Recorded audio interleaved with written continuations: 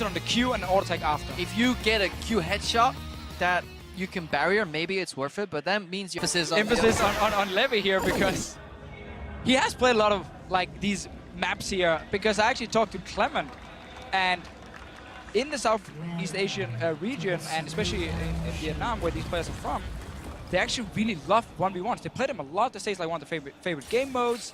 I don't think the European players spend too much time 1v1ing. Good early start from Levi here, getting 2 early traps in. So, because what this does, and a lot of people don't know, is that Mithy is now going to lose access to the wave early.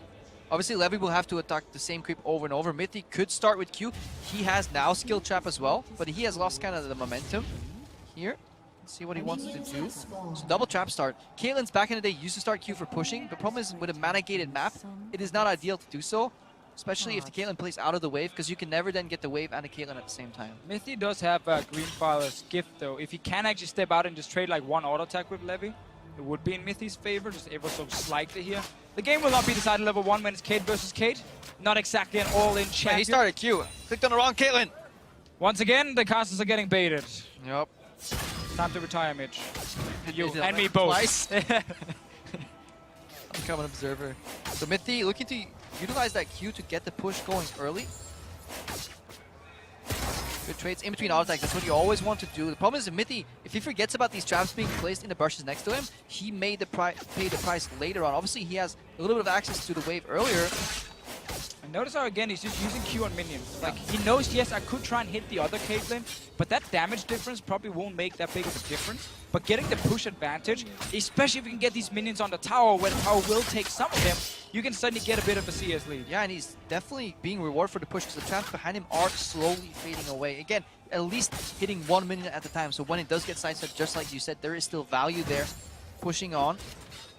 But this is not the most exciting matchup. Like, Kate versus Kate is very much a farm fest normally, and then seeing, can I poke the guy down enough so he has to go back to base, take like a bad recall, and then maybe try some super risky trade in the end. But it's so hard for both these Caitlyn's to actually like all in each other. Yeah, that's why it's up to us right now to kind of highlight the nuances. Levi going in for an E auto attack trade right there, because he knows he has to stay on the back end.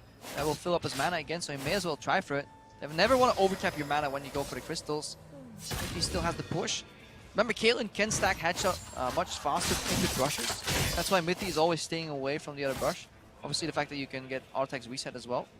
Oh, he really wants to get in there and smack him with the headshot, but Levi just staying just out of range, and we've been on this side for quite a while now. Yeah, and that's kind of the cadence, you know. See headshot, step away from the vehicle, walk up for EQ combo. That's a good combo by Levi here. EQ into, obviously, the headshot that gets generated for free when you land that E. He takes some damage, and now the next wave comes in much sooner for the side of fire, because it is near their tower, which means Levi can kind of turn the push around.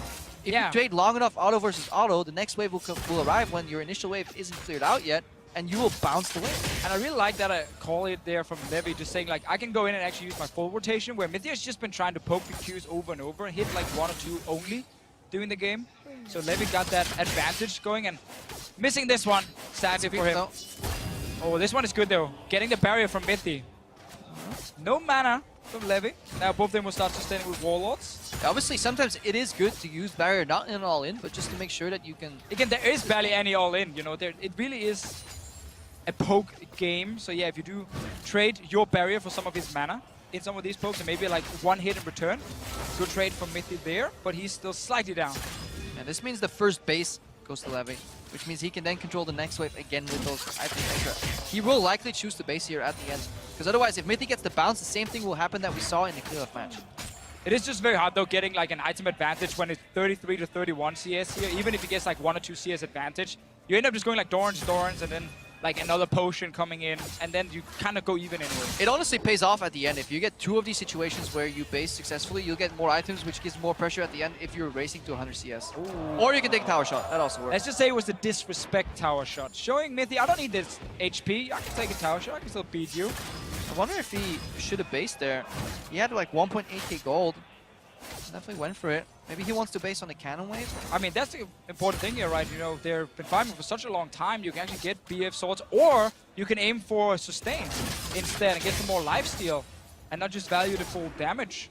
Look how Levi's also explaining the brush here. So despite having no mana, he's getting more headshots per wave. which means he can start pushing. I don't think the tower is really the objective in this matchup.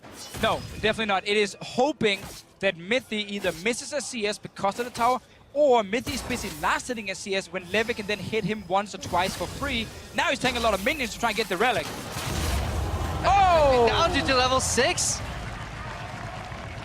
And no barrier. No barrier. Use